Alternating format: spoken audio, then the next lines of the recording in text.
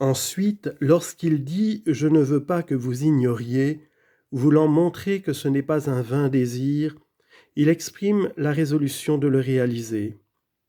Premièrement, il énonce cette résolution. Deuxièmement, il en dit le motif par ses paroles pour obtenir quelques fruits. Troisièmement, il montre qu'il est tout à fait déterminé en disant « autant qu'il est à moi ». Premièrement, sa résolution, il l'énonce. Deuxièmement, il en indique l'obstacle par ces mots « j'ai été empêché ». Premièrement, il dit donc « Non seulement j'ai le désir de vous voir, mais je me suis proposé de le faire, et je ne veux pas, mes frères, vous laisser ignorer que j'ai souvent arrêté dans mon esprit la résolution d'aller vers vous, afin de vous donner des preuves de mon affection, non seulement en parole et en discours, mais en œuvre et en vérité. » 1 Jean 3, 18. Deuxièmement, il rappelle ensuite l'obstacle qui l'a empêché d'exécuter cette résolution en disant « J'en ai été empêché jusqu'à ce moment », et cela soit par le démon qui s'efforce d'empêcher la prédication, d'où procède le salut des hommes, Proverbe 25, 23, le vent d'Aquilon dissipe la pluie, c'est-à-dire les paroles de ceux qui prêchent, ou encore par Dieu lui-même, dont la volonté détermine les voyages et les discours des hommes apostoliques. Job 37, 11, les nuées, c'est-à-dire les prédicateurs, répandent leur lumière. Elles éclairent de toutes parts, sur la face de la terre, partout où les conduit la volonté de celui qui les gouverne. De là ce passage des Actes 16, 6, ayant traversé la Phrygie et le pays de la Galatie, le Saint-Esprit leur défendit de prêcher la parole de Dieu. Et plus loin, ils se disposaient à passer en Bithynie, et l'Esprit de Jésus ne le permit pas. L'apôtre, dans l'intérêt des hommes, ne veut pas leur laisser ignorer ces deux obstacles, afin que, connaissant son affection, ils reçoivent sa parole avec plus de docilité, et qu'attribuant l'obstacle qui empêche sa visite à leur faute, ils se corrigent. Car il est dit en punition du péché, Isaïe 5, 6, « J'ordonnerai à mes nuées de ne plus répandre leur rosée sur elles. » Deuxièmement, saint Paul donne ensuite deux raisons de sa détermination. La première, c'est l'utilité des Romains, ce qui lui fait dire « afin d'obtenir quelques fruits parmi vous, comme parmi les autres nations à qui j'ai annoncé la parole de Dieu. » On peut entendre ces paroles de deux manières. D'abord, comme si l'apôtre disait « afin d'obtenir quelques fruits par ma prédication ». Jean 15, 16, afin que vous alliez et que vous portiez des fruits. Ensuite, comme si de leur conversion devait résulter quelques fruits pour lui-même, selon cette parole, Jean 4, 36, « Celui qui moissonne reçoit un salaire et amasse des fruits pour la vie éternelle. » La seconde raison est l'obligation qui résultait de la mission qu'il avait reçue.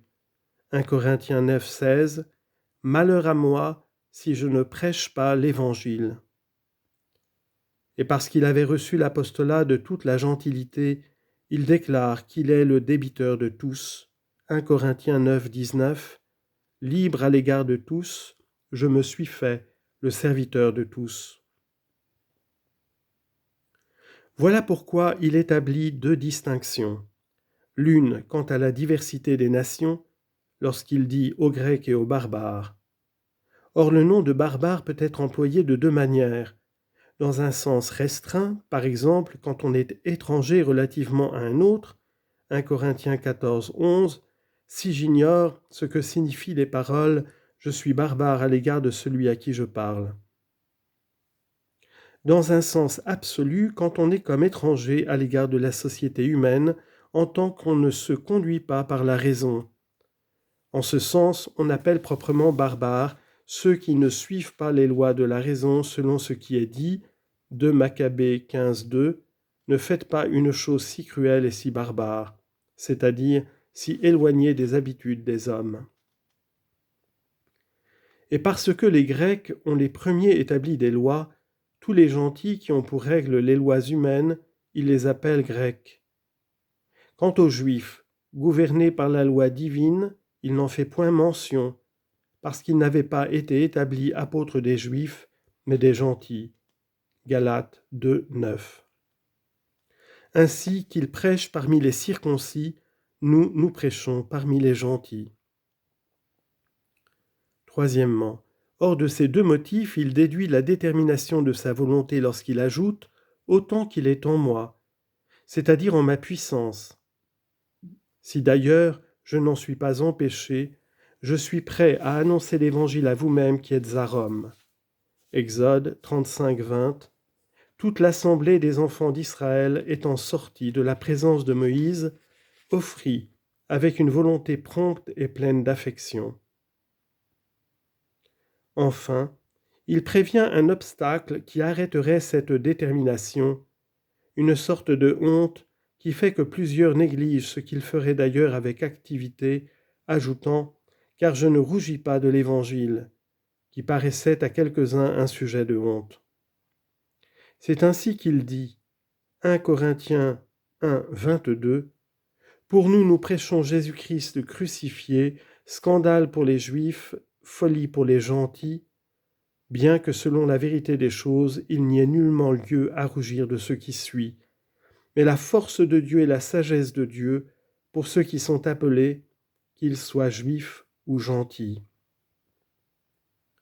Il est dit encore, Luc 9, 26, « Quiconque rougit de moi et de mes paroles, le Fils de l'homme rougira de lui. »